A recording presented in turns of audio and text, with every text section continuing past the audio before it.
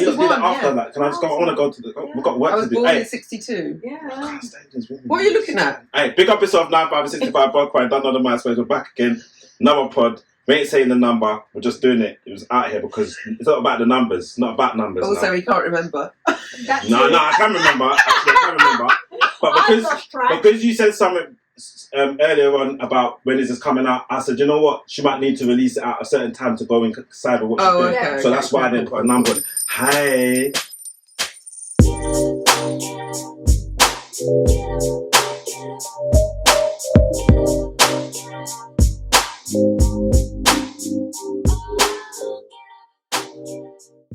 First and foremost, sorry Karen, before we introduce you and that, I want to big up everybody that's been liking, subscribing, getting engaged. I want to hold tight the haters, as you know, I love big up my haters. But I want to big up the other half, the wifey here, live and direct, for all the great work she's been doing with the shop. It hasn't opened as yet. Obviously, you see me in the clothes. I'm going between and forth, but I want to congratulate you on what you're doing. Yeah. Keep doing what you're doing. I'm proud of you. And I don't say it often. She cusses like, you don't appreciate me. But I do appreciate you. I'm saying it live and direct so everybody can hear. So that's what it is. But now keep doing what you're doing. Keep striving. I can feel it now, more so now, because of where we're at this particular moment in terms of the development of the shop. But I feel that it's not just a shop, it's more than it's like a community base. We can actually have an impact in our community. And that was said today from some gentleman of mine. It's like, no, bro, because of where you are, things are going to be, I said, you don't even know how the wife is. You get me? She's even more. So imagine both of us in that facility. I'm not going to be selling, I'm not doing no selling stuff ever. So don't get twisted. But in terms of the other bits and pieces, I'm down with that. But yeah, can we pick up our guest though? Come on. Inside, troublemaker. Oh my God! You know what? No, let me be real. You're calling me a troublemaker because I give as good as I get. So no. bring your energy. I will bring my energy. I love the energy. I love the energy. Okay. You know what it is? Like from day dotty, like it doesn't matter who. It's like I've actually known you for years. It's weird, but it's not weird. It's just the way it is, and I love it. And thanks for just being you. So we need more people in the world that are smiling through whatever's going on. So I just see you, and it's just like straight vibes. I'm like, whoa, that's me. I'm a vibes person. But behind the scene, you don't know what kind of madness. When it gets to business, get down to business. I'm getting down to business. But thank you just being you. But yeah, go on, Shan. Introduce how you know this person. Like, how did you get to? Oh my gosh! Wow, we're going there. Yes. Okay, well, I don't know if because you used to teach my brother. Yes. Oh my God! Of course. What was that? Kirkdale or Forest Hill. Forest Hill Boys. Forest Hill Boys. Big up Forest Hill. What? You just done a boys' school? They allowed you just to do it, a female and a boy? I know. She's I been can't get my head around popular. that. I can't get my head around What that. year were you born? Yeah, I know, but it's just that'd be a matters. That'd be a matters. Ask Luke, did he? You can say that now. Goodness. Come on, you must. I haven't been teaching for 9 years now. So I haven't set foot in a school to teach properly for 9 years. Yeah. But yeah, I was head of house at Forest Hill Boys. Yeah, go on. So yeah, but no, how I properly came to know you is from when I had the boutique in Forest Hill, and Forest Hill was quite a nice community. Yeah, it's lovely. You know, the businesses would always collaborate and come yeah. together to do like fashion events and all sorts. And Karen makes her own clothes, and you upcycle, you've got your own designs and so forth. And I think we just came to, you became a customer as well, but we actually came to work together on a few fashion shows. So Forest Hill, after I opened, they wanted to make it like this kind of fashion, like Forest Hill Fashion Week. Yeah, Okay, and there's quite a lot of different independent artists in Forest Hill. Forest Hill. That little piece of Forest Hill's like Nunhead. It's one of them things you just drive through. You don't basically, you can actually drive through it quick, like with but 5 back then, Forest Hill has so many independent shops and independent artists in it. It's Hidden quite an gems. incredible creative hub. Definitely, Yeah. a lot of hidden gems, and we used to do quite a bit of like ornaments, or we'd have bits in other people's shops, or you'd have someone doing makeup in my shop, someone doing hair in another shop. It was and workshops and pop-ups. I did, sewing some workshops. upcycling workshops, sewing workshops, crochet. It was fantastic, honestly. Yeah, and we kind of took over during London Fashion Week in February, and then we did it again in September. It was very good. And your memory good. Not like that. What do you mean not like that? I could say like the month. But you know what? You know what it is? It's because those were quite important months and times for me because I was coming to the end of my teaching tenure and I didn't know it. Okay. So I was moving into my life as a fashion creative, fashion designer without even realising that was going to happen because I just thought I'd be a teacher forever and then retire and then wait for my grandkids. I just had this little hobby on the side that made no money. But it kept me sane. Yeah. It kept me, it was very cathartic. So what, did you get sacked from the teaching thing on? Did I get sacked? No, because the way she said that, she got sacked. So, Terence, what actually happened was... If people don't know who that guy is, I don't know who that guy is. But anybody knows who that guy is. But that's my gov name. Like, I love that though. I love it, that Terence. So, yeah. I'll be looking over my glasses now. Oh, that could pop out. No journalist. Oh my! Alright, you lot, come to the TV. Come to the TV. You know who that is? You remember her, yeah? It's gonna be a mad as well. Still looking. Yeah. Anyway, no, I started as a dance teacher. So I did a performing arts degree in Leicester. When I found out that I could do dance, I love dancing. I love disco dancing. This is 70s. And so when I found out that I could go to uni and carry on studying dance, I was like, yes, I'm up. And then when I left, I did some kind of teaching on the side. Right. And then I thought, well, I may as well get a proper qualification. So I did my postgrad and then I went straight into teaching. So I came down to London because I wasn't born in London, I was born in Oxfordshire. So then I teach and I just got into it and I managed to, even though art was my second subject, I never taught art in the 28 years I taught.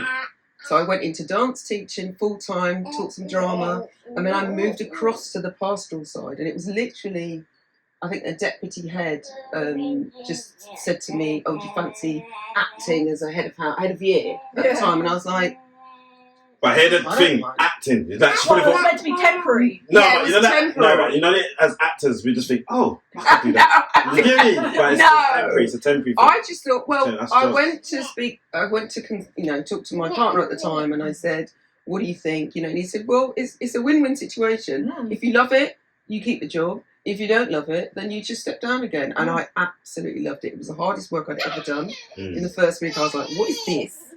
But it's about... Because you're not claiming other people's mess, isn't it? But for me, it was about meeting the parents and finding out what makes the child tick so that child can get the best out of school. Because I think those are the connections. Yes, kids go to school to learn and they get their qualifications and all the rest of it. But actually, there are lots of kids who can't learn because they've got stuff that's going on at home that is in their head. And if your head is full of what's going on with your mum and dad, or whether you're going to have breakfast, or all that kind of stuff, or who's bullying you, or which postcode you can travel between, or whatever, you can't learn. No. You can't learn anything. No. So I loved that kind of connection, and I just thought I'd do it forever. That's like what teaching is meant to.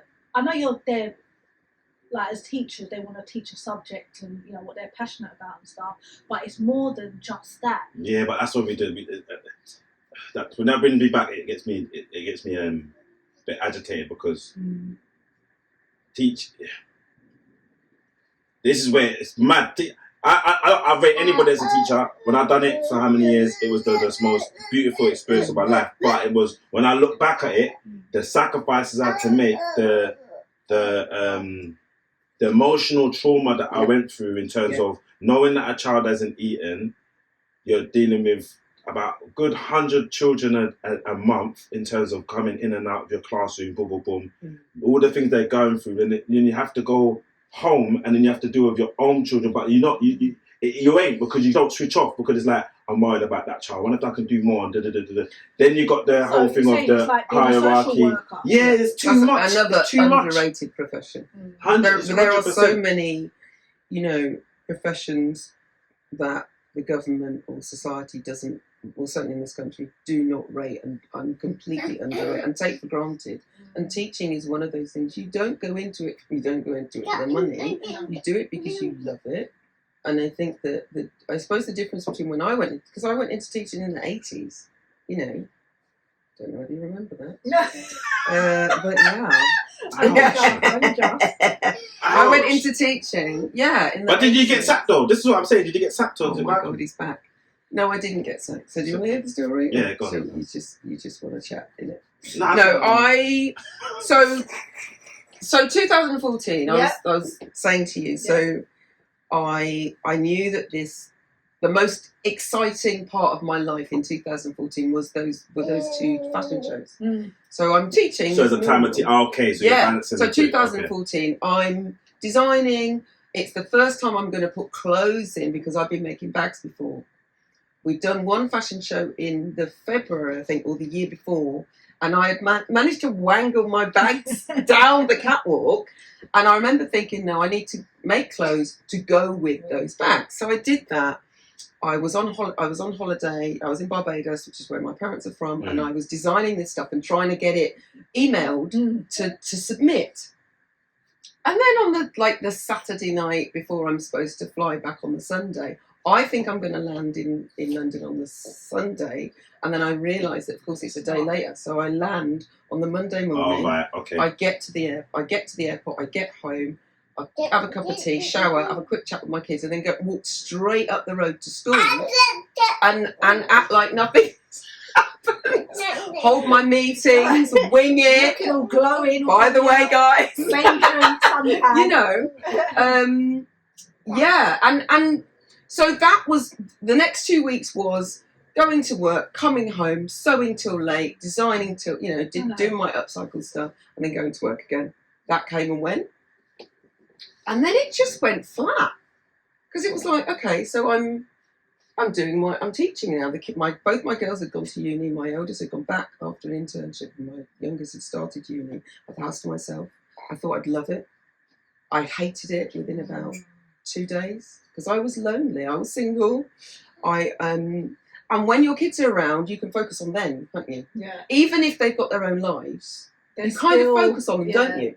Whereas what I did is I realized I for the first time I had to look at my own life, and I realised I wasn't happy. So I wasn't happy because it was just work, and I think the excitement of Forest Hill Fashion Week kind of afterwards threw that into relief. Also, it's autumn. It's getting darker and colder.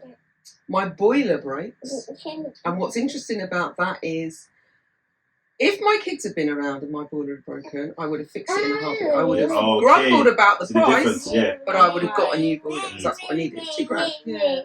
But because it was just me, I don't feel I'm worthy of heat. Wow. I'm worthy of care. Yeah. So I literally do without this boiler for 3 months. What I don't realise is that I'm slipping into depression. Yeah. And I don't realise this. In the meantime, I'm forgetting to go to meetings. I will say I was a very, very, very good pastoral leader. I knew my shit. I knew my stuff, And to forget things, to not want to be around, not want to do the job was alien to me. And I was also losing I wasn't interested in sewing anymore. Okay. I didn't have that goal. Yeah. So I wasn't interested in just sitting down at the sewing machine because I didn't. Do you know what I mean? Yeah.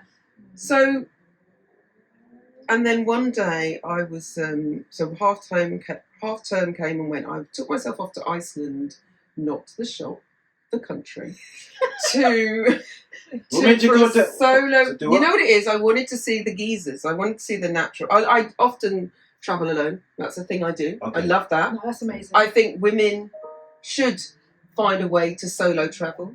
I think that the world is a beautiful place, and we miss a lot of time and a lot of things we can do waiting for other people to come with us. Yeah, because you might have a partner, you might have friends, but one of you might be a beach person with cocktail, and one of you might want to explore. Yeah, I think you should do it on your own. Anyway, so I went to Iceland, and I now realised I found a diary entry. Actually, I'd written it on my iPad. How long ago? 2014. Right, and then so October 2014, right. Where I see it through a blur. I feel like I need to go back. I chose Iceland because I hadn't been. Yeah. That's it. Sounds cold. Just the name, ice. It's freezing. But also, Especially that time of year. and in October. Yeah. And also, I had worked, you don't know, but I spent 2 months teaching dance in Finland, in Helsinki, decades before.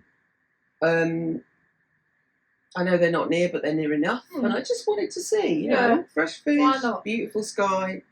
But I'd love to go back again now. Now I'm better. Because I'd see it differently. Yeah. Okay. So I come back, and I remember the date. It was November the 5th, and we were in a meeting at school.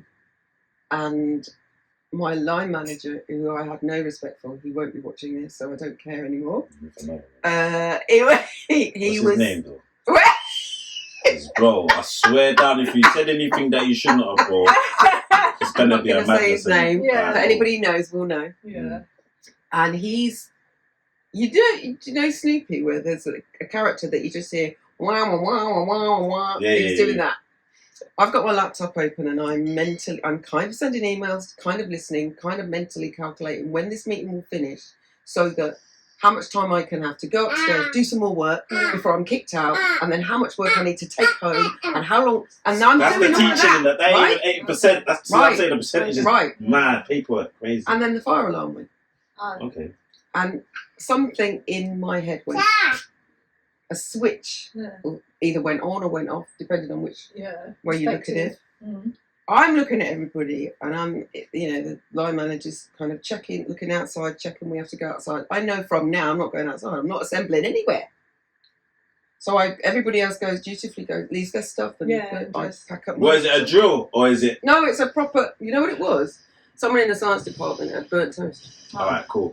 So at the time, it could have been a fire. All right, but you're being anti at the moment. So I'm being anti. I'm being anti. And I can't think of anything else but what I'm going to do. So everybody goes downstairs. I go upstairs with my laptop. I put my very nice coat on. I remember it well. I wrap up. I grab the papers I need. I put them in my bag, and I walk downstairs past everybody assembling. I walked down the road. I didn't live far, and I got in. I think I put the TV on. I may have made myself a fish finger sandwich. This is what I mean about. You know about the fish finger sandwich coming with tartar sauce. Come on now. Tartar sauce. Oh my god. Although to be fair, I had mine with mayonnaise. I didn't have any tartar. No, why for that? A bit of mustard. Oh, come on, Sam. Why are you always doing this, man? No. Thank you. See, if I was here, do you remember me like, wait. Are we actually agreeing on something? Yeah. Is this a thing? Can we mark? What time is it now? Can we just, mark this occasion? I'll put a marker. I sit down, open my laptop, and carry on working. Okay. 2 hours go by. The light goes down. Imagine the flicker of the light from the screen. The TV on mute. Hold on, you got no phone calls. No phone calls from my phone. I'm not really interested in my phone. There you go. And talking of phone. Them man's dead. And then I think, I'm so tired, I want to go to bed. Yeah. And then I realise that if I go to bed now, which was about 8 o'clock, then I'll wake up and I'll have to do it's like a Groundhog Day. And I burst into tears. Okay. So I've got my laptop and I'm now Googling symptoms of depression and ticking every box, and I'm still crying. And it's hasn't school called you to say where you at? Like, no. This was after school. The meeting was after school. But the fire alarm went off. You just walked out. The fire alarm was after school. So we were in a meeting after school. I didn't walk out of school. Just checking. I wasn't that bad. That's sackable offence. Sackable offence. That's a sackable offence. Yeah. No, it ain't really. It'd be like disciplinary. Final. No, it'd be. It's actually very difficult to sack teachers. Yeah, no, you can't sack them. Anyway. So I'm Googling symptoms of depression, and I'm ticking every box. And after about 20 minutes, still sobbing, I'm thinking, okay, I realise that something's wrong, and I need to contact someone. So I scroll down my phone, and I go past all members of my family. So I think, well, I'm not calling them; they'll worry. That person's too far. And I'm making these decisions about can't tell them, can't speak to my sister, can't speak to my brother, mustn't call my mum. And then I call my friend Carolyn. Shout out Carolyn. I'll tag Carolyn. Done. Well, we don't know what she said first. Just to go because you never. I've done this, made assumptions. She said shout out Carolyn. Yeah, but there might be a next thing. Don't know because the line manager. Now I need to go and say this story is lovely though. It's beautiful. And thanks for sharing this. So go on. This is actually good. And normally when I call Carolyn's landline, either her husband or one of her kids, she's got 2 daughters, Maisie and Ella. Her husband, Matt, picks up the phone. And on this occasion, for the first time, and I don't even know, she picked up the phone. Oh, okay. She picked up the phone. Okay. And of course, I'm not making any sense. Yeah. But she knows that Something. she needs to be there. She said, hold tight. Wait for Matt to pick the girls up. I'll be there. She turns up half an hour later.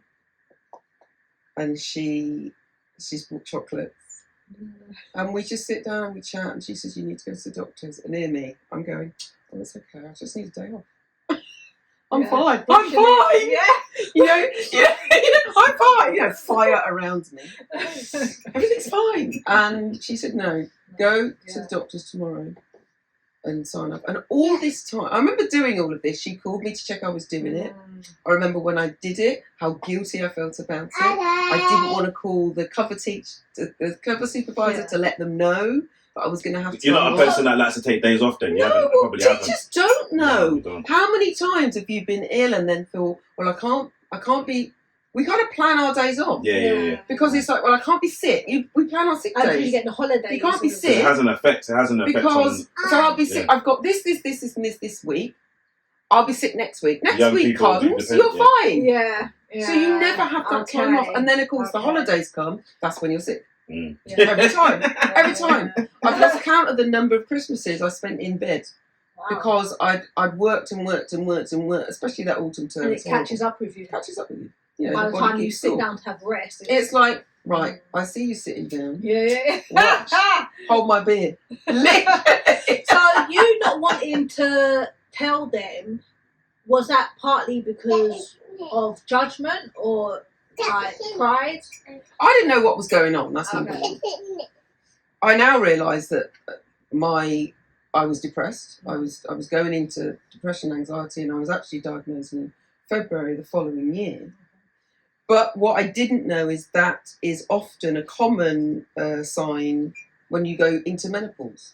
So I was going into menopause. I was coming to the end of a year of not having a period, and which is you know, menopause is one day, and it is literally the day that you haven't had a period for a year, and after that you're postmenopausal. So I was so you can have 11 months without periods, and then in the 11th month have your period, and then you start again. So you're literally starting again. So you won't know. So once you've had 12 months and 1 day, I suppose, without your periods, that's menopause, and then you go into postmenopause. So I didn't know any of this. Did you know that? You didn't know that? No. Did you? No. No, but I thought, get me. Lots of people Don't know that. This is the thing. This is crazy. I mean, I'm sure we'll talk about this more, but that's what I didn't realise. And mental work, you're feeling out of sorts. Like I felt out of sorts for a long time. I felt like I wasn't able to do the things or feel the passion for the things that I'd loved. But also, I was really good at my job, as I said. And to not remember things, that's it. Like, Karen, why didn't you go to that meeting? What meeting? Like, completely. That's not my thing. Yeah. Right? So what? No. I'm got confused. So you got diagnosed with depression, yeah? The D. Yeah, a few months later. Later, but then it was the But menopause. at the time, I didn't know. So they didn't. So they diagnosed. The doctors diagnosed you with that, but then they didn't. I wasn't aware of the. Okay, just. If they were aware, they didn't. So right, go on. I got signed off work. Right, basically, I got my week. I went to the doctors. They signed me off for a week, and then when they said, if you're not feeling great, following week you can get re-signed off. We'll call you. We'll have a conversation. And all the time I was off, I felt guilty, and I was thinking of all the things I should be doing. And I kept getting signed off and signed. It kept like extending it. Yeah. And then it got to Christmas. And then we decided I was going to... So that was a whole 6-7 weeks I was off. Yeah. But all the time I was off, I didn't think I was depressed. Like, I didn't believe my diagnosis. Because, here's the thing. When you think of the word depression, or when you see depression, even when you see it, it tends to be white folks. Or it tends to be sad white folks. Okay. Or you think that depression is being sad and looking sad all the time. You could do. We could be. One of us could be depressed, and you wouldn't know. Yeah. You wouldn't know because depression isn't one face. Yeah. Do you know what I mean? I didn't think I was depressed because I'd watch a film and I'd laugh. So I thought, oh, I can't be depressed. Okay. They must be lying. Okay. Yeah. Do you know what I mean? Yeah. So basically, as in, if you're depressed, You nothing have to is walk going to around make like your you pet frog died all like, the time. constantly, no Yeah. matter what. And of course we're human, Yeah. and depression has many forms. It's why when people take their own life, And people say, come out I and go, never saw oh my God, it. I saw them yesterday. And they seem They were perfectly fine. And they were fine. I saw them last week. And then we go through the guilt thing thinking, Yeah, well, what why did we didn't not I see? notice? No, it doesn't work that way. Yeah. So it's quite, you see, like when, like postpartum, Are you singing? postpartum and postnatal depression. It's about hormones. Yeah, It's all about the hormones. yeah, the imbalance. That's what's happening. So Yeah. your hormones are having a little party in your body. And your body is getting ready to stop you from being able to have babies, basically.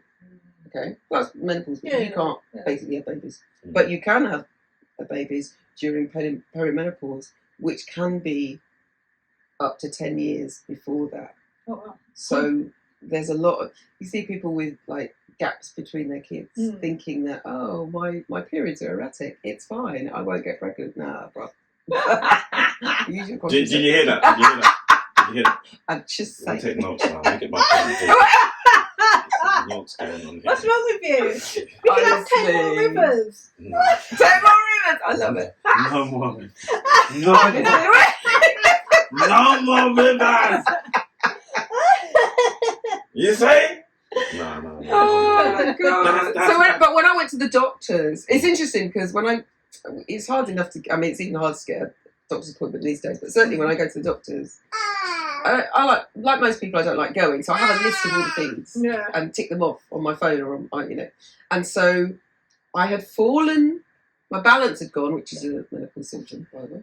Balance. Okay, so what? Falling over? I'd literally fallen over. I wasn't drunk. There wasn't alcohol involved. That was earlier. I was not. That's not true. These are lies. Lies, dropped people. back. I was like, you're right. Oh my God. Yeah, I'm alright. How do you sleep at night telling these lies on people? Did you not drop back? Honestly. Did I just ask you? Did I just ask you? Anyway, Alright. moving out. Was it just you and me in the All room? the Who things do I'm you think they're wearing. going to All the believe? things Look at I'm this wearing. face. Look at this face. Alright, so you know what happened Anywhere. there, Santi. You And know we what know happened. your character. Yeah, but I saw it.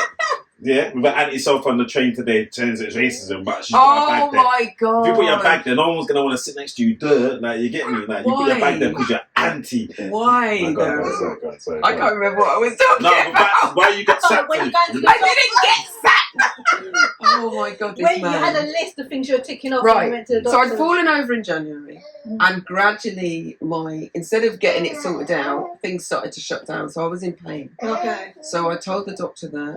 I told the doctor that I wasn't feeling great, that I was feeling out of sorts, and that I was signed off work.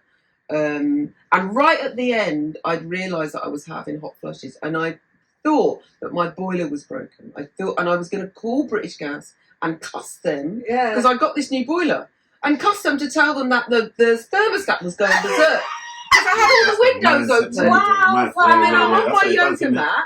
February, I remember this distinctly. I'm on my yoga mat. I've always done stretches first thing in the morning, so I'm upside down in downward facing dog. Bum in the air.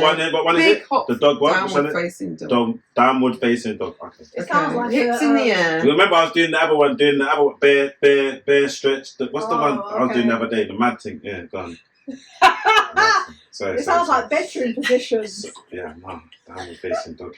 Still here, guys. Still here. Sorry. Still in the room.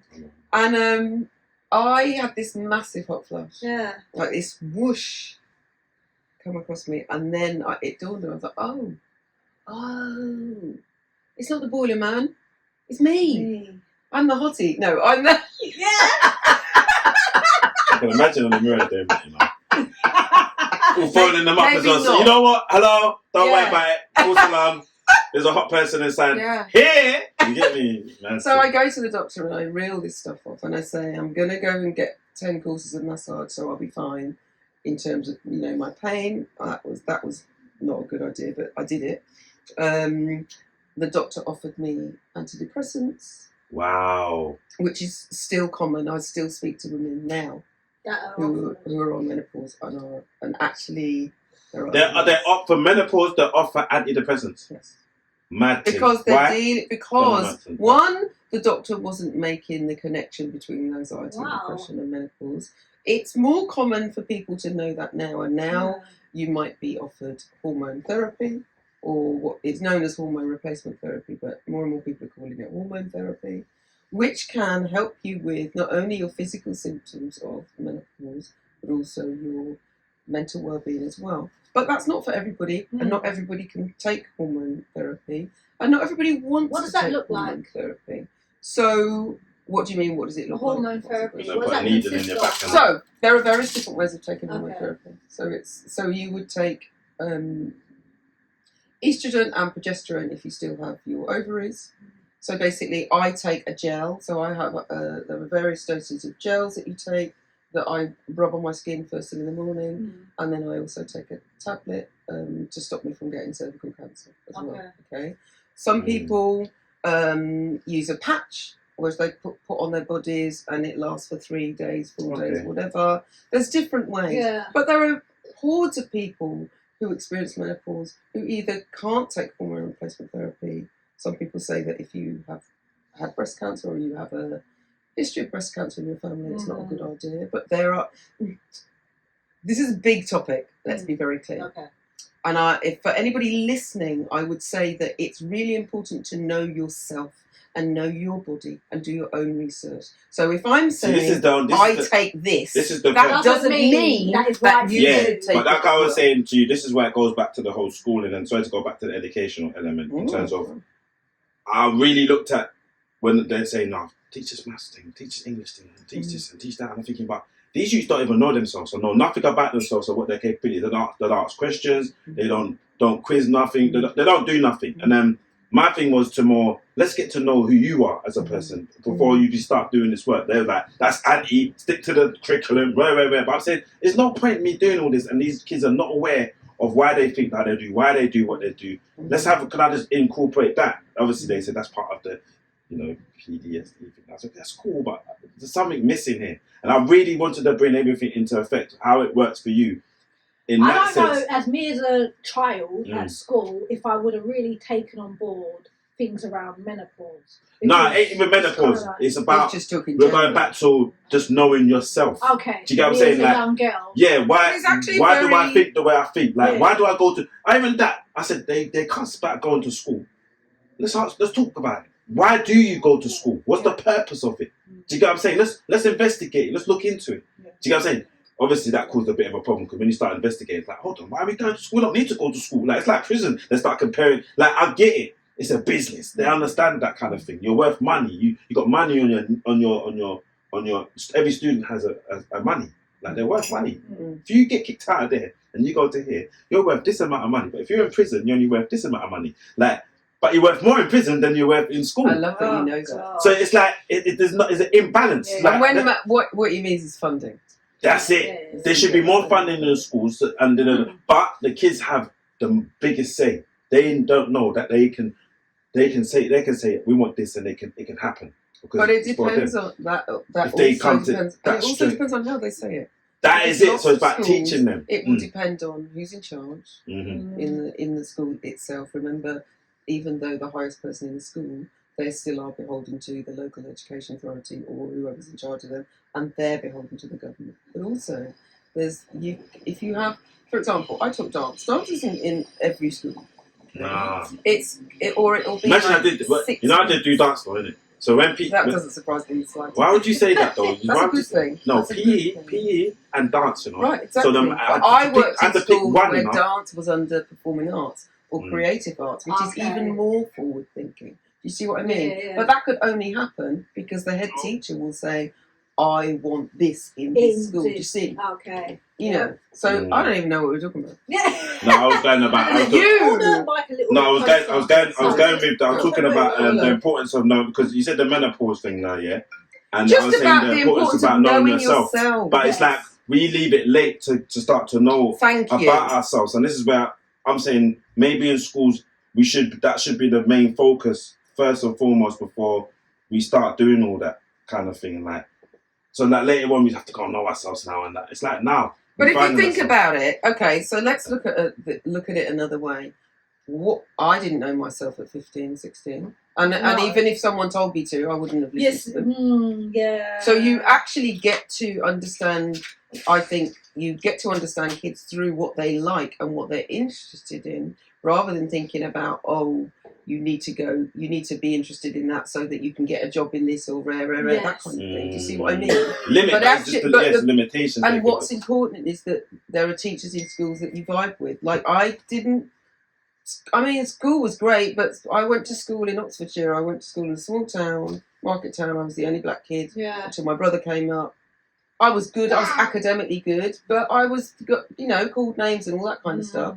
But I love performing arts, and just so happened a dance teacher came along. Like, had I not been, I was a disco dancer, but I had an art teacher who took an interest in what I was doing, and he was the one who said, "Oh, you can do a dance degree." I'm like, excuse me, what? Yeah. Do you see what I mean? Yeah. Had that not happened, my careers advisor told me to work in a bank. Me. See that. This is what is that time important. Me in a bank. What was it they saw in you to work in a bank?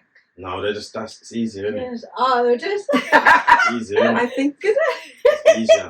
And that's where it takes that one teacher. It's a little black girl. That actually, yeah. One teacher said to me, I can guarantee you a B or an A in dance. I can't guarantee what you get in PE, but I can guarantee you get an A or B in dance based on who you are. And I was like, but the man am going PE in that. So why they're doing PE, getting ready for football? Man's putting on shorts and t-shirt to go and do dance. I thought you were going to say tutu. We're not wrong with that. But that's what I thought you were going to say. Listen, I think you look good in a tutu, Sarah. What's the tutu again? That's in you not skyway. Yeah. No. Listen, but I think that would be a great reel for your fashion thing.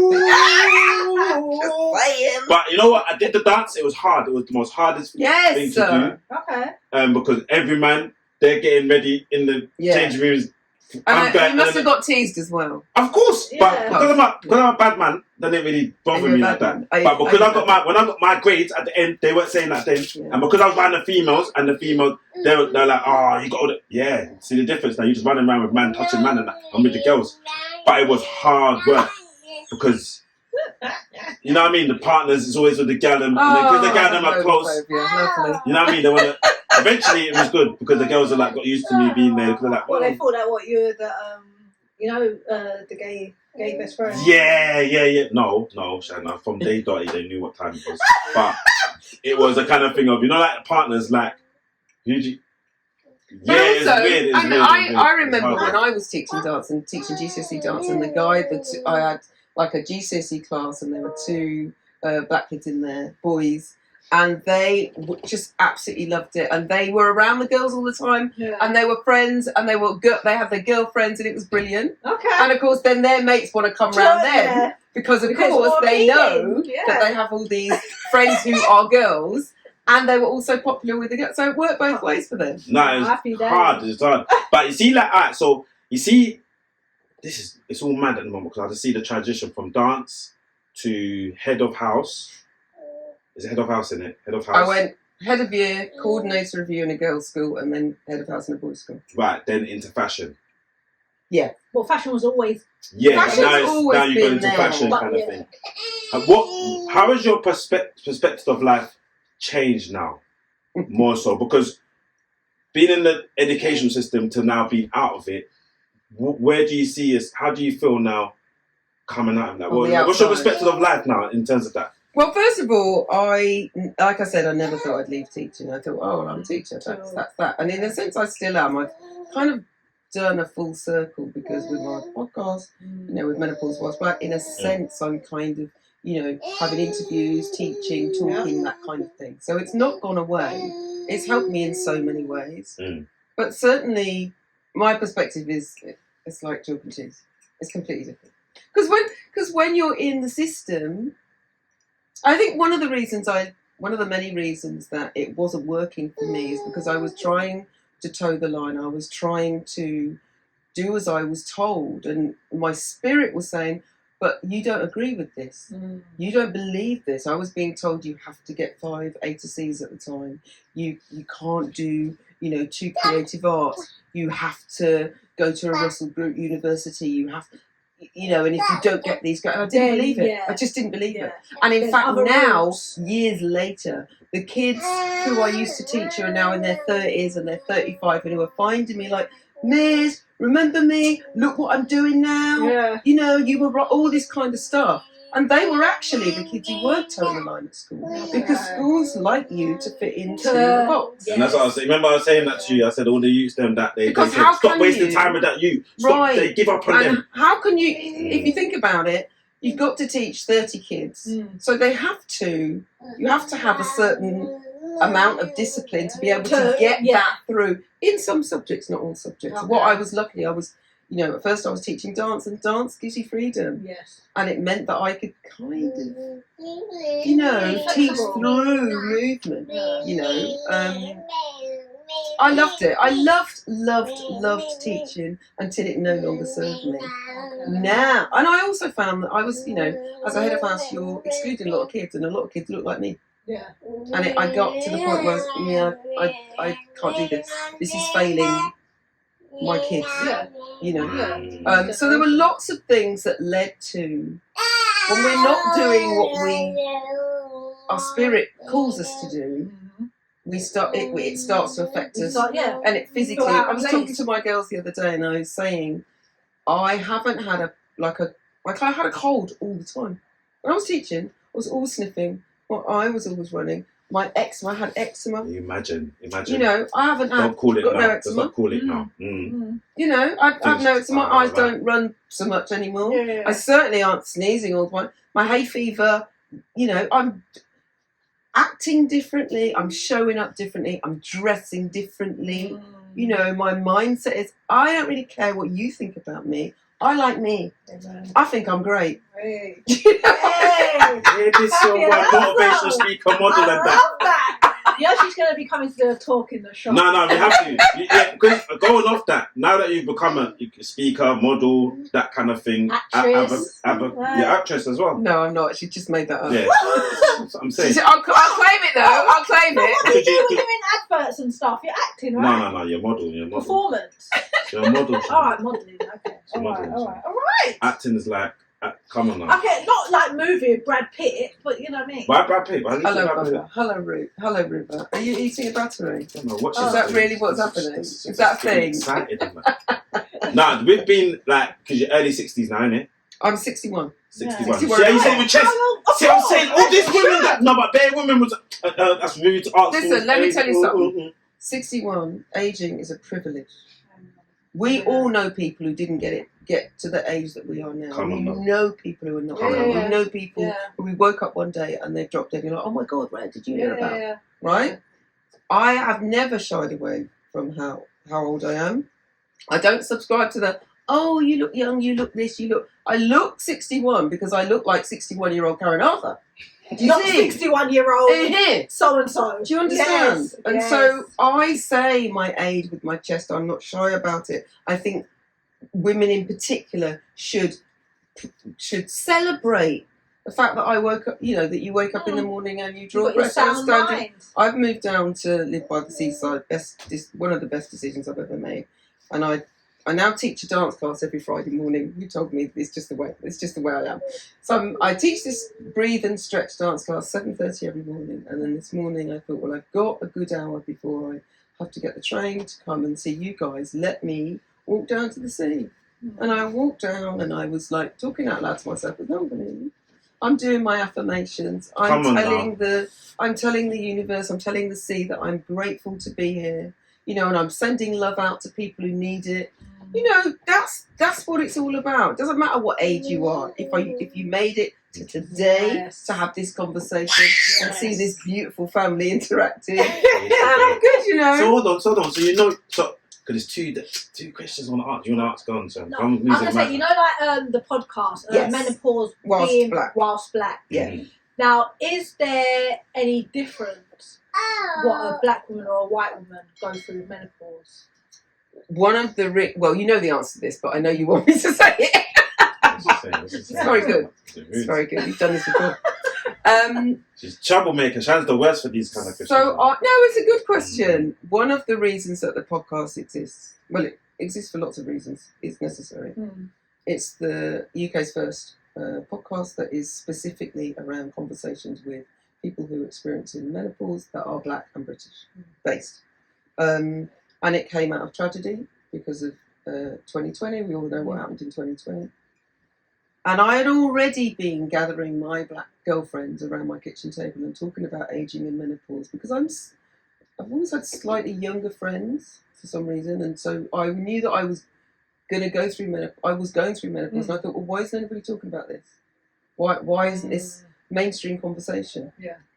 And I'm looking and I'm Googling menopause symptoms, and I'm seeing when you click images, at the time, you just saw images of white-haired or blonde white women with their heads in their hands wearing beige. That was just a thing. I was like, well, where are the people who look like me? Where are the people who are funky dresses? Where are the people who are laughing? Where are the people who are Black, Asian, South Asian? Where are they? I don't understand. And one of my podcast guests actually said, I thought menopause was a white woman's disease. Because she didn't see anybody who looked like her. Yeah.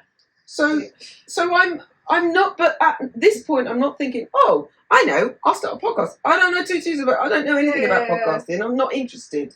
I've got my bespoke fashion business. Thank you very much. I've got my little studio. I'm building up my client base.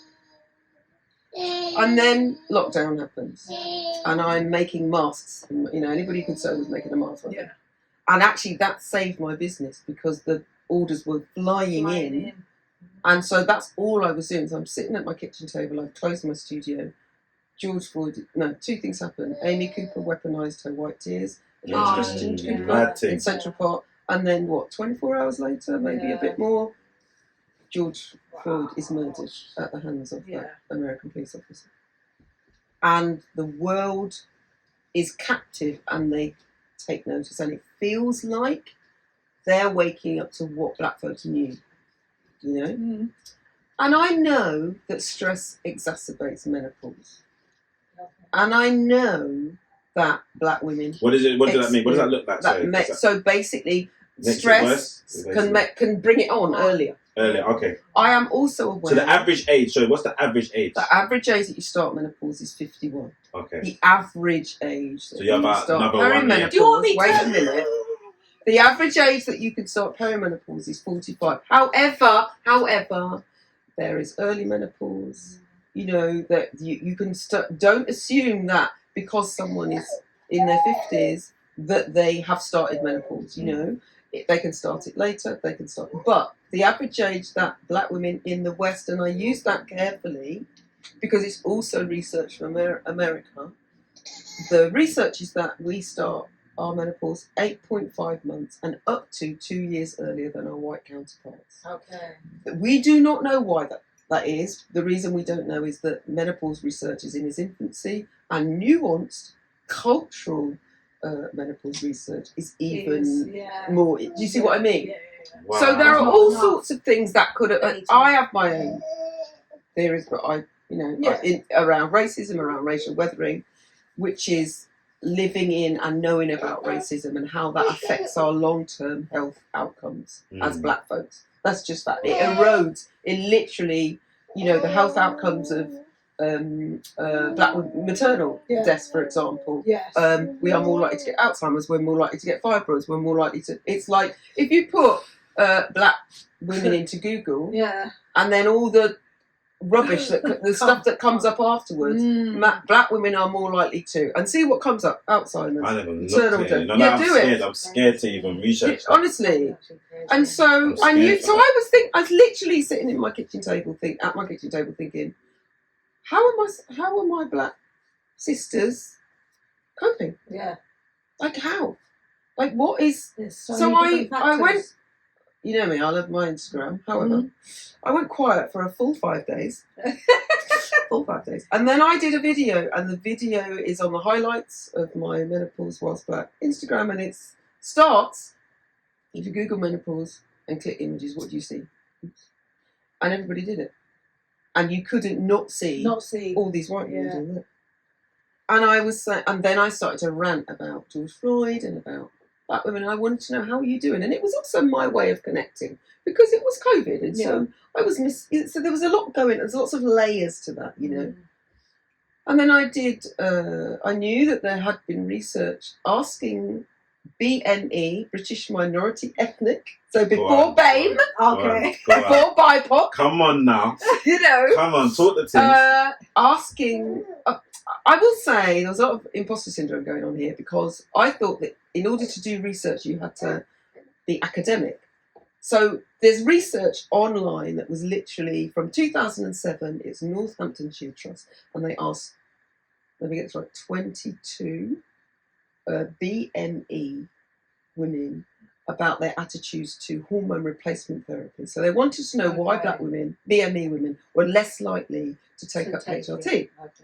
Of that cohort, 4 women identified as black British women. And that is seen as research. That's on the big God's internet, right? So I decide I want to find out. So I do a Google form sheet, one of them things. Yeah.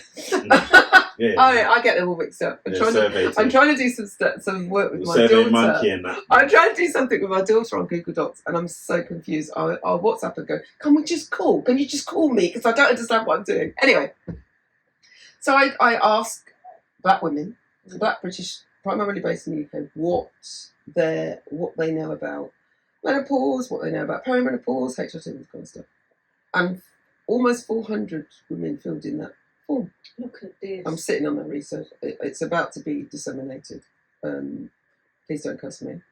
However, what came out of that was, I knew of one podcast in America run by Amashadi Bernie Scott called Black Girl's Guide to Surviving Menopause. That was the only other podcast I knew of that was talking about menopause specifically to do with black women, non-binaries, etc.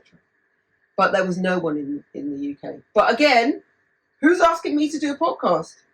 And what's coming out is there needs to be a podcast. And I'm looking around going, someone else will do that. Because I'm not a podcast host. But I happen to have a couple of good friends who are podcast hosts. One of them, Nat Lou, who runs Baggage Reclaim. Okay. Been doing that for 18 years, 18th birthday parties tomorrow. And she said to me, done is better than perfect. And I was like, and also, no one is born an expert. So, you know, you get to when you're an adult, you don't want to fail. You don't want to be seen, you know, like you do. Yeah. So I decided I had to, if I was going to do a podcast, it had to be the best podcast. So I went on eBay, I got myself a little blue spot microphone thing and a little pop shield. I don't know what a pop shield was. I don't know what that was. It sat in the box on my kitchen table for 4 months, looking at me going, looking at you. Hi Karen, how you doing? And then Nat said what she said. And I went on YouTube and I Googled how to edit, and when you realise that nobody knows what they're doing, all those people in power who we look up to, all those celebrities or everybody who we think, when people get to adults, and you think, they don't know they're quaking. No. So you have to start from somewhere. You have to start somewhere, and you have to make mistakes. Yeah. You have to make mistakes. The best thing is I looked on my friends list and on my Instagram who I follow, and I put 10 black women who might come on my podcast, and I got this, email together, and it was in draft for ages. I was so scared to send it. I was like, oh my god. Was it like of rejection, or what was I scared of? You know what? What we're scared of is what we're capable of. What we're scared of is how powerful we are. Wowza. And it's so crazy, but it's actually so true. Yeah. Some people can't. Who said they're scared of success? Who said that? Victor Daniels said that last time. He said he's scared of his own success. We're scared of what we always think. What's the worst he played himself down. But actually, it's what the best that could happen. But it's good to do that. When you're doing what you are meant to be doing, the universe goes, here you go. You step out into air, and a ground appears, a path opens, a door opens, that kind of thing. Yeah. Every single woman said yes. And I'm like, look at this. I've got to do it. Wow. So I did it, asked around a few people, how do you do this, how do you do that? I edited it. I found a jingle online. I put it out, and it picked up. Yeah, of course. And people are like, oh, we're about to go into season 5. In fact, I was looking at my guest list today. Go on. And I've emailed all these women, and they're booked on my. They're begging you now to come on. And they're going. I might get an email saying people putting themselves forward, or from people's PR saying, "I think this person will be a good person for your podcast." Yeah. Do you know what I mean? And I'm not gonna lie, it doesn't have a huge listenership, but it has a loyal listenership. And the other reason it doesn't is I didn't come here to kill myself, So I'm not gonna beat myself up about getting it out consistently every 2 weeks. If it will reach where it needs to reach. Thank you. And that's fun. And it will happen because it's a passion project. I don't pay. I pay my editor now. I have an editor now because I was like, this is too much. I have I don't. No, I'm not sponsored. It used to upset me, but now I other podcasts turn up and they've got 2 blonde white women, and there's next thing you know, Acast is sponsoring them, and I'm like, wait, what am I, chopped liver? Yeah. But actually it means that I have my own autonomy. Yeah. But so it's organic and I like the conversations. Yes. And the work is important. More so. There's 42 episodes of a full library of black people talking about their experience of menopause, people on hormone therapy, people using natural remedies, people who have had hysterectomies, people who've had cancer, tragedies, joy, hope. It's honestly. It's so what do you envision it? Where do you? Because now you're looking at it in this grand scheme. Now it's kicked off. Where do you envision it going? Obviously, you talk about the research now, innit? You've got the research. And also, I was talking to someone about the fact that research scares me, and she went, "Oh, do you know that my degree was in research?" Bam, there you go. That's good to talk. I was what? I was like, are you joking? You were sitting next to me all the time. So the book's coming then. Is there a book? Is there not? But I'm not. I am. You can't have all that research for how many people? Yes. People? Okay. Well, wow. I'm clearly supposed to be here because you are dragging me right now. No, you have to. You're right. You're right. And from a male, and we, you know what it is? This is mad now. From a male perspective, we need to understand what. Well, that's my next thing. So 2 things that are happening. I'll never know. Season 5 is going to be on YouTube, so I'm taking it visual. The other thing I'm starting is a radio show. Okay. So I was approached by Dino Jones, who runs Gold Dust Radio, which he's now got charity status, so it's a CIC. Go on. And he saw me on a BBC programme talking about depression and menopause and that kind of thing back in February, January. And then he said he'd like me to do a radio show, and I said, well, I'm happy to do one, but I want to talk to men. So I want to talk to black men specifically about menopause. So that's that know nothing though. So when people know about it, people don't know about it. Just have a conversation. Okay. Have a conversation. It's not a quiz. Yeah. It's because menopause is not a conversation between 50-year-old women. It's a conversation because women don't experience menopause. People experience menopause, either directly or indirectly. And if I think about what my mother went through and how in retrospect, all the stuff I know now, I'm thinking, oh my God, if I'd have known, I could have been more sympathetic. Okay. I could have helped her, And people who are being empowered to now talk about it, because when have women been encouraged to talk about periods and things that aren't to do with babies? Yeah. Really? That's true. I think we are in historical times. And you know what it is? Because it's timeless conversations, even in 10, 20, 50, however many years' time, those conversations that you've got recorded and online are going to be able to help someone. I would like my grandson in 20 years' time to be able to say, "What you had to fight for menopause." Like I want it to be a normal conversation across genders, across demographics, across ages, and I really love intergenerational conversations. So one of my podcast recordings was with my daughters. My daughters, Kareem and Maine, 33 and 21. Because how did they notice or spot? when I told my eldest daughter that I was leaving teaching, the first thing she said was, "Good, because you've been for the last year," and I hadn't even noticed. Whoa! I hadn't even noticed. Hey, okay. And they didn't know I was menopausal. Oh, right. They just knew I wasn't I was snappy. Yeah. They knew to leave me alone. Okay, but they knew that's not normally what mummy's like. No, exactly. They just thought, oh, well, that's what she's like. She's just going through a little. And then they were off living their own life. So, do you know what I mean? Yeah, not really much time. But I feel now, I don't even think, I know my girls will not experience menopause in the same way I do, because we talk about it. We talk about, Kareem's 33. Her hormones are all over the place. She's got a 4-year-old son, almost 4-year-old son. In 10 years' time, she's going to be looking at perimenopause. So we and this is about, do you know what? Managing menopause is about your lifestyle. It's about what you consume, and it's not just consuming food. It's about who you hang around with, what your boundaries are like.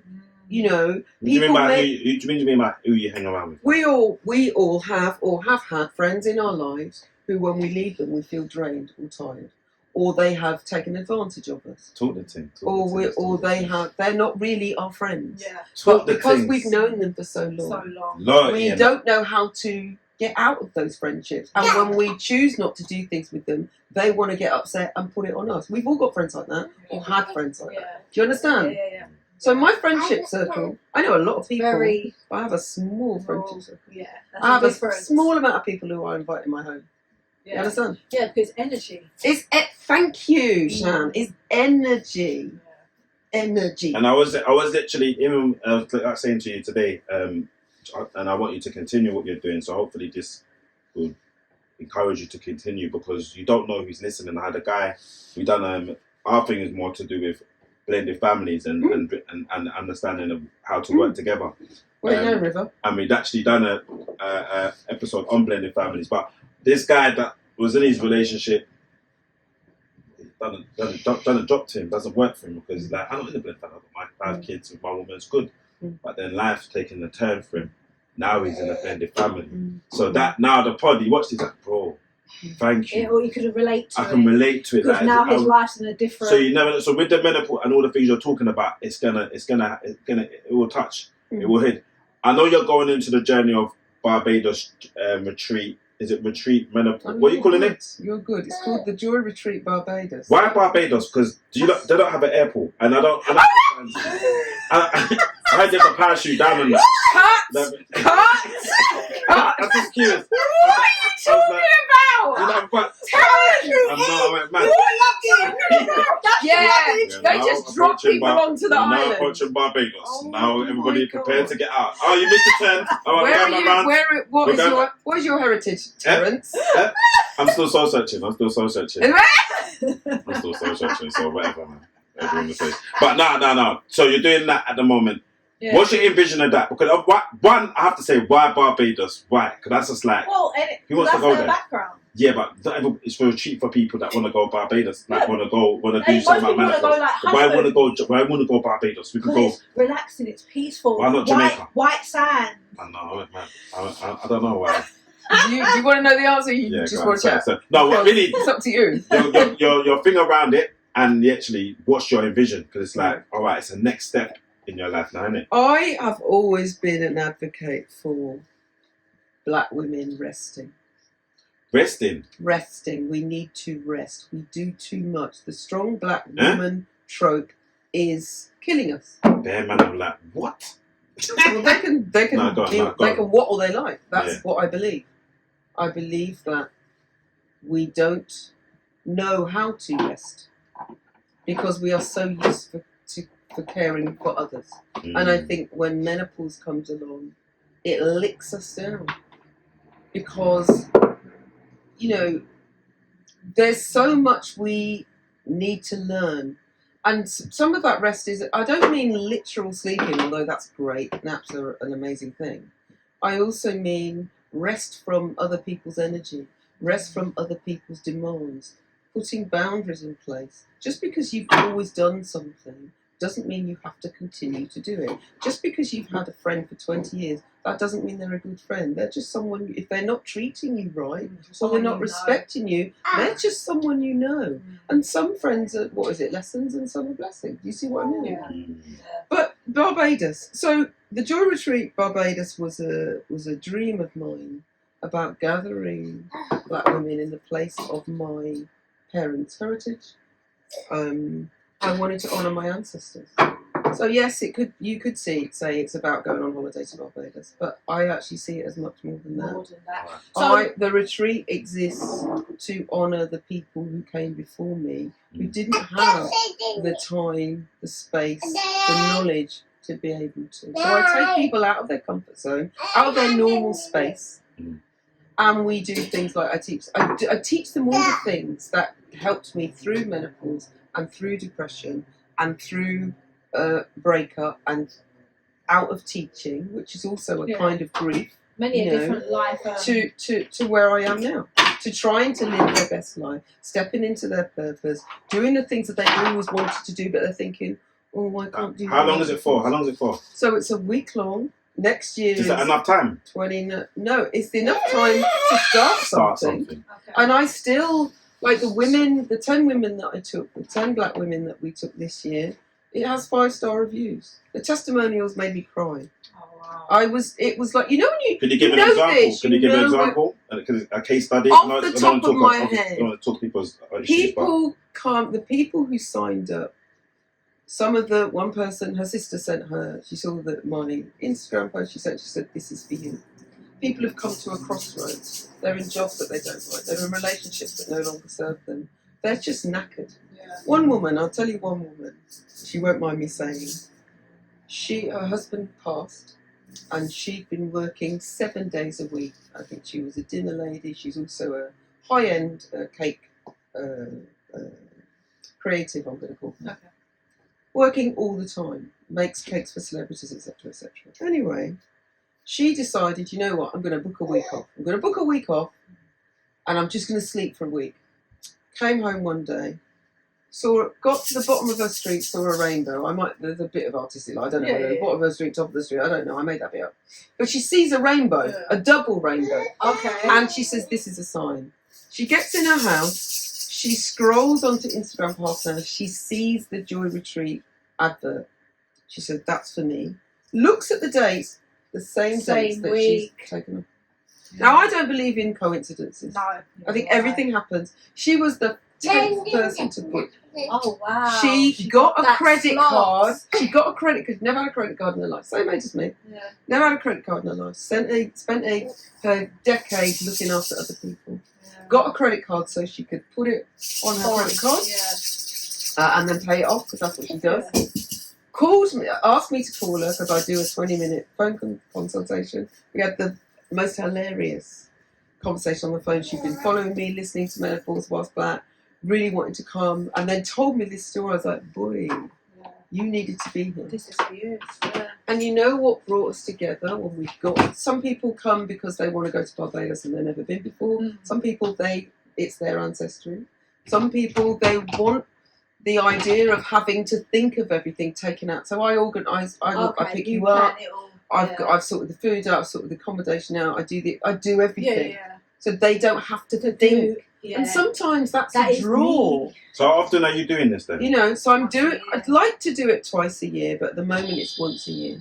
Because I'm still building it up. So next year's is the open, bookings are open. Yeah, it's the 29th of April. April, okay. To the 6th of May. And you have to be over 50, innit? No. It's for black people approaching, in the middle of, or emerging from menopause. Okay. So are you emerging from? I'm post-menopausal. That means it means I haven't had a period for 9 years. I also take hormone therapy. So things like brain fog, forgetting things, I mean, that's part of aging anyway. Tingly legs, dry skin, weight gain, all of that kind of stuff. But also there are arguments to say, the thing about hormone replacement therapy, there are people who absolutely swear by it, it's the best thing since sliced bread and you can take it till you drop dead. Okay. and there are people like it's a drug, it's poison, you know, and and there are people in between. My argument is, whilst it works for me, I'll take it. I'll take the lowest dosage. So is there a time where you just don't have to take anything or do anything? You don't have to do anything. Let's be very clear.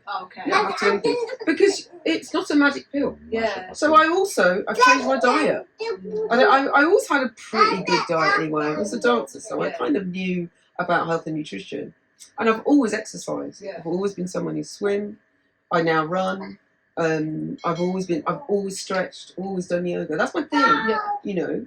But I've become much more mindful of making sure that I go for walks, I get daylight in my eyes, making sure I do some kind of movement in the day. Look at that, that's what DJ Snuff. You know, adding protein to my diet, adding more protein to my diet. I eat less red. I don't eat red meat unless you put a lamb shank or oxtail soup in front of me, and then you know what you see here. You know, stays here. You know what I mean? I've been on. I was on a cruise once with my aunt, and there was oxtail soup going around the thing, and my aunt took the tureen of oxtail soup and tried to bars, but I said, "Where you going? Where you going?" You're vegetarian. I went, not tonight. But on the whole, you know, as we get older, we find it harder to digest meat. So it is better to have much more of a plant-based diet. And also we find it we're less able to retain protein.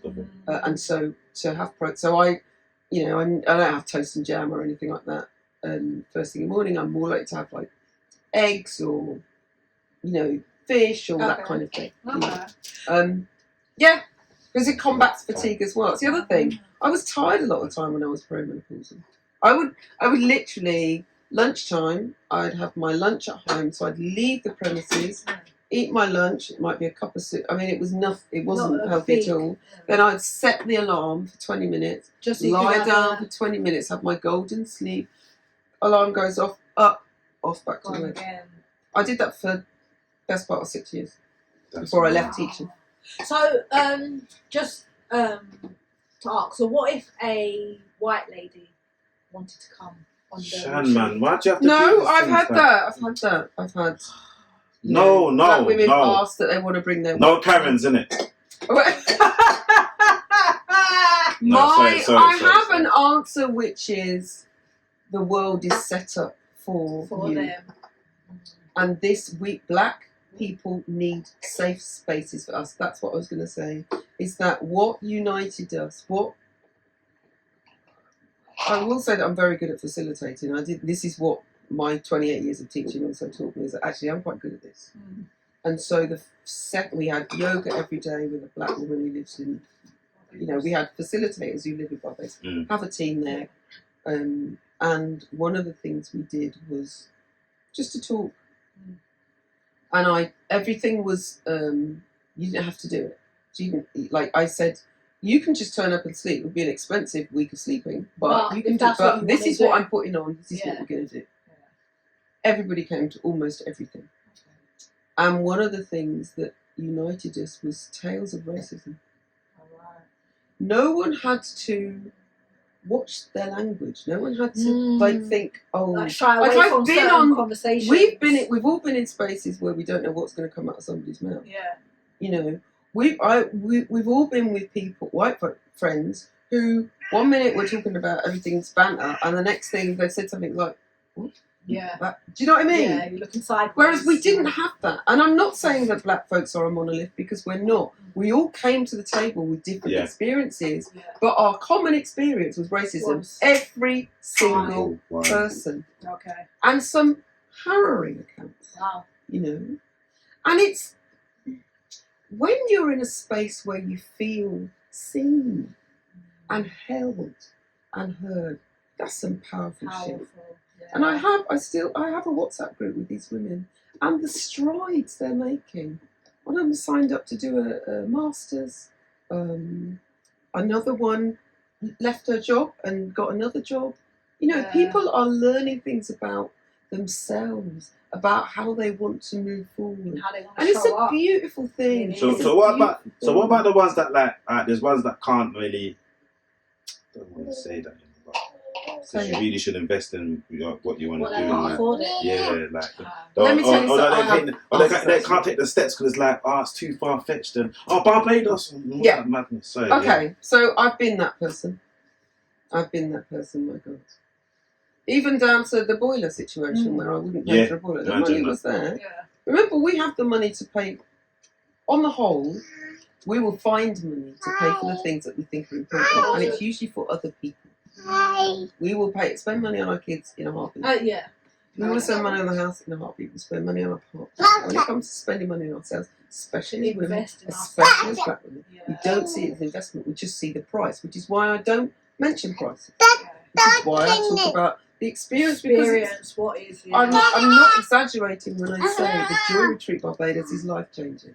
I'm not exaggerating, and I can call up 10 women and ask them that. Do you understand? Yeah. Because they're not going to write foolishness as a testimony. They're not going to write reams and reams They and have reams no and reams. need to embellish. You know, there's no point. Yeah. But I think what's also important is that I have faith that what is for me will not pass me by. And I believe that the people who need to be on that retreat will be there. If you look at the price, you're going to go, of course you are. Which is also why I have 6-month payment plans in place. I've got a 3-month payment plan in place. I've got a pay in full option. And the deposit is £150, which isn't a great deal of money, but it locks you in. Yeah. But I'm not going to say it's cheap because it's not. Yeah. But what's your cheap? And why am I putting my, what I decide is expensive or cheap onto somebody else's? You see. Yeah. So you have to look beyond that. But I've been there. I remember I went on, Jessica Hewing. So she has a retreat called Purpose, and actually it was her when she asked me, "What do you ultimately want to do?" And I said, "I'd love to gather black women and talk to them about menopause."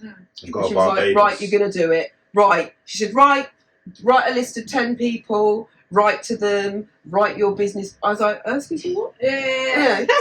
But her retreat, it kept coming up and it kept coming up, and I kept seeing it, and I looked at the price, I can't afford that. I don't deserve that. I'm not worthy of that. This went on over 2 years. Oh, is it? It went on over 2 years. I kept seeing it. She's done about 5 now. I kept seeing it, and all the time I think. And then one day I looked at her and thought, I'm going to find the deposit for that, and the money's going to come. The money will come. Money is energy. Money is energy. The money will come. I signed up for it. I didn't have the money in my account, but it came. It came, yeah. And the next thing you know, I was there. And I of course, there were times I woke up thinking, what have I done? Yeah. The best decision I ever made for me. Yeah. So when people say, it's even when I was a fashion designer, and people WhatsApp me and say, can you make this, how much? It really gets my goat, by the way. Because if I tell you the price, you're not looking at how that's going to make you feel. You're not taking into consideration how long it takes me to do my 40 years of experience. Thank you very much. And technique and talent. Right. Yeah, it's about changing their mindset. So it's about it's about being strong. So I think it's about recognising that you are worthy 100%. and wanting to invest in yourself. 100%. Which is why there's no point in you going, oh yeah, because we all were already go, oh my god, I could buy kind of that. Yeah. Oh my god, that's for me. Do you see what I mean? Yeah. But I get it. Yeah. And that has helped me with that. Yeah. It has helped me with that.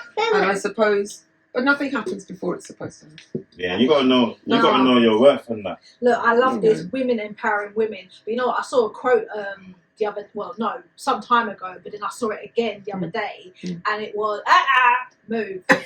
No, we have to. That's about to touch up. But it's like, grab her, move. River, come and sit next to me. That's the auntie.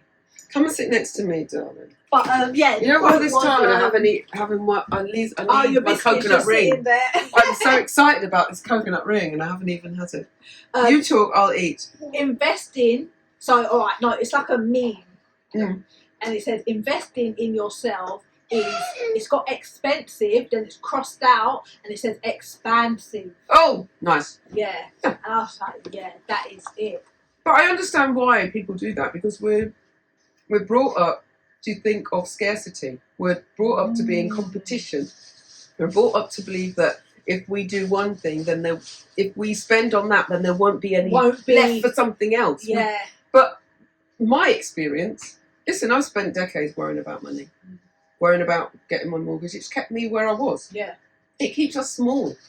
When we think that there won't be anything else of a thing, then the fear will keep us in a job that no longer serves us. Just holding on. It will stop us from stepping out. Yeah. It means that we go from shit job to shit job to shit job. That's what happens. Just to have. Yeah. So that we can buy a nice handbag, or we can. Do you see what I mean? Yeah. Just to get. When I stopped worrying about money is when the money came. I'll tell you two things that happened. One, I had 2 mortgage payments left in my bank account, and I was freelance, so I wasn't teaching. I didn't have a salary coming in. Yeah. And I got a call from a DM from a casting agent saying, "Oh, we think you'd be perfect for rare. Come to this." And I'm thinking, "Oh, this is my theory is I'll try it once. If I don't like it, I won't do it again." I'll never do that. I'll try that. I can do that. Went along to casting. Called the talent. I loved all that. I thought actually, got all the freeness. Got had my makeup done. Yeah. Did this filming. Did the shoot. I have my photos. It's a comfort zone. And then left. Had a nice little jolly. Did a little Instagram. Done. 3 weeks later, got a call. What are your bank details? You got the job. So that I think it was 750 quid, which is nothing. Yeah. Landed in my bank account just before Christmas. So that's my extra mortgage payment. What was that? Specsavers. Yeah. That was the Specsavers. So 2 weeks later. I'm on buses. I'm on TV. Everywhere. It went. That leaflet went nationwide. Yeah. Then they hired me again in the summer. From that, what came out of that? In the meantime, Davina McCall contacts about sex myths and the menopause. So I go on that, and the podcast had just started, so I didn't mention it on the thing on the program. So that happened. Then the statues were dressed. Do you know about that? So Sky Arts contacted me. They wanted several black artists to reimagine the statues in Liverpool from a colonial they gave me Queen Victoria to dress. All of that happened in the same year. So you never know who's watching you. Have you read Shona? What's her name? The Year of Saying Yes, or the Year of Yes. I think I've heard. It's her name, Shona. It's gone out my head. Anyway. Yeah. Her. Anyway, the Year of Yes, or the Year of Saying Yes, basically. Yeah. Saying yes to the things that make you feel a little bit scared, because your body does not know the difference between fear and excitement. What if it's excitement? You understand? Yeah. So I'm aware that when I feel a little bit fluttery about things, then I need to keep going in that direction. Yeah, the joy retreat makes me fluttery. Always been an advocate. Right. Whereas before that's kept me small. That's often kept me small. No, me also. I have to literally be doing something more. So when you let go of the fear of scarcity and the fear of not having, it's like, what else can you do? Yeah. And when you're open to growth and open to trying new things, so many things have opened up to me when I've said yes. Yeah. When I could easily have said no. Yeah. I'd still be teaching for a start. I would have been off sick for 18 months, a year, and then I would have gone back and been very unhappy for a very long time. I wouldn't be setting off fire alarms. I wouldn't have met River, and I wouldn't have met Terence, and there's ups and there's downs, but Give me a rating, but I've got to go and okay, look, this is our gift to you. Don't open it. Because it ain't nothing special. It's just a gift.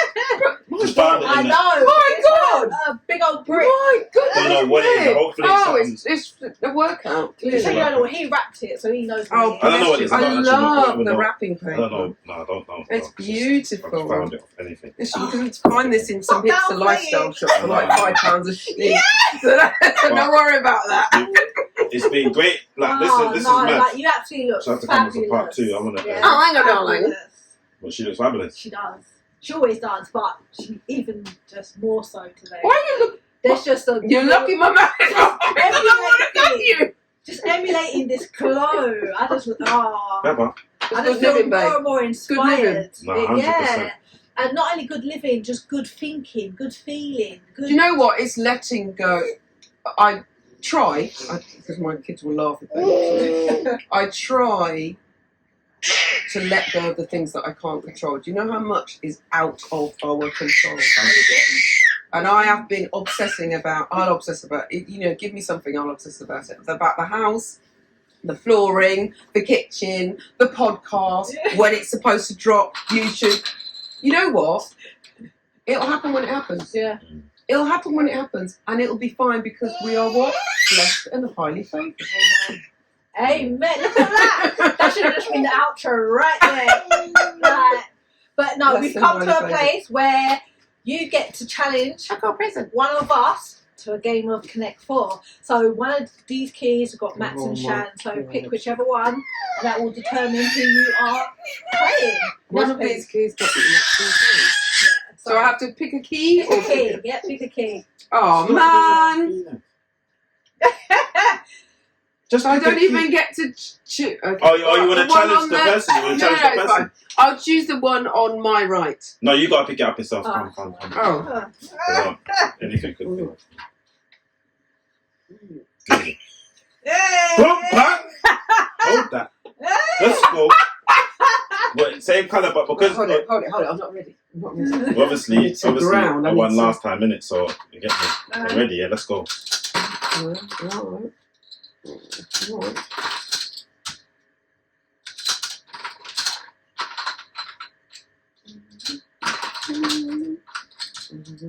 That's serious. I'm not joking, man. Wait, whoa. What are you getting at me? See? Oh.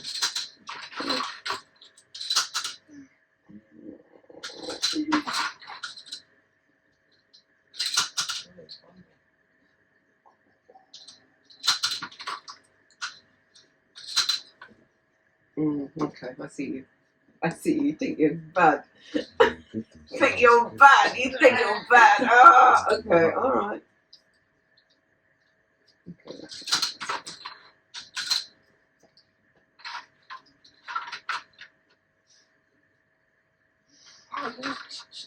Not yet, Grandpa. Mess up my thing.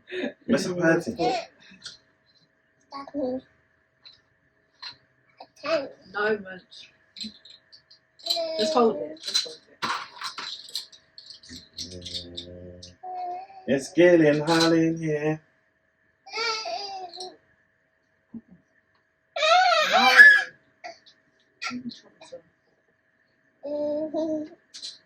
Why are you slowing down the process though? It's for nothing. You can slow it down. No, but you're barely slowing it down. But you just talk. Yeah, but then that's what I'm saying, fam. But you just. Why are you talking It's still? a psychological game as well. You get it? It's all about that. Why are you talking still? Honestly? Come on. Grab her.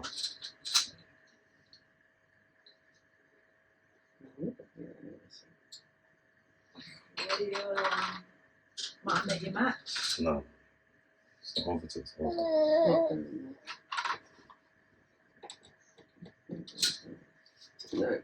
Bare figuring out in that. Come on, man. Just let's go, man. You went mad on that.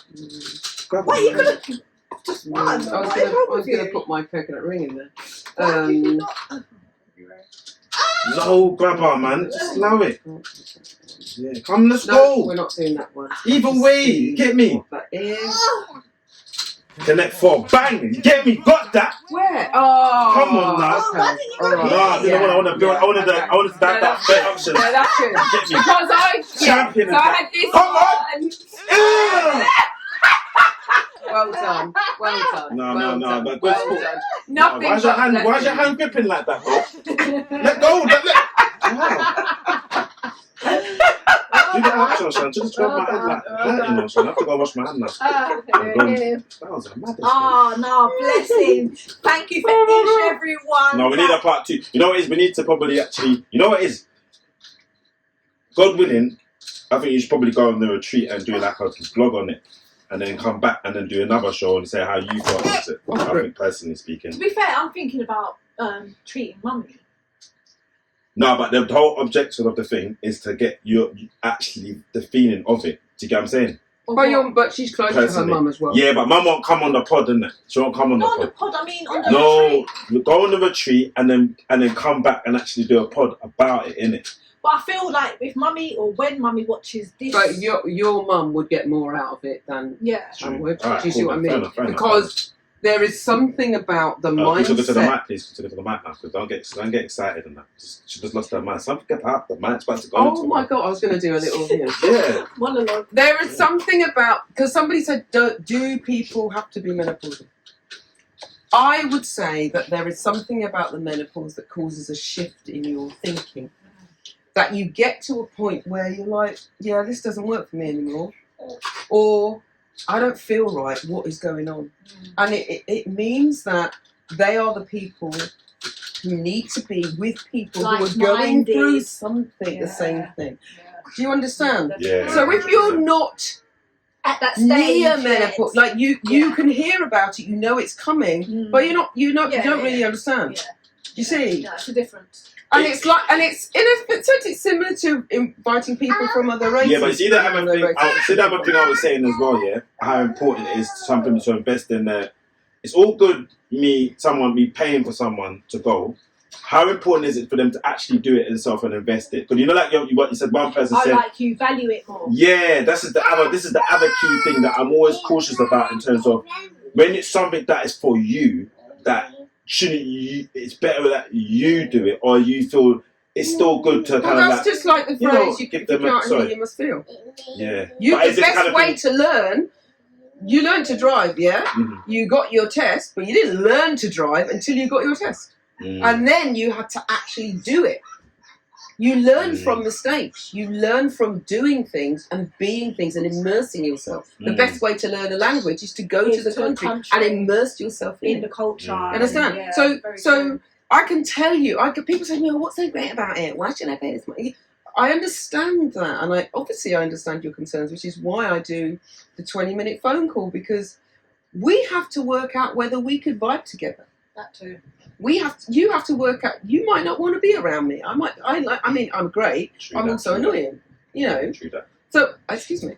Do you see what I mean? Yeah. So I you know that ain't a 20-minute convo. It's gonna be a 20-minute convo. No. I can't see that. It's like when people say to me, "Oh, do you want to come on?" Someone asked me to do a 15-minute live, and I went, "Have you met me?" 15 minutes. It's not happening, isn't it? It was definitely not going on. But yeah, so I feel like.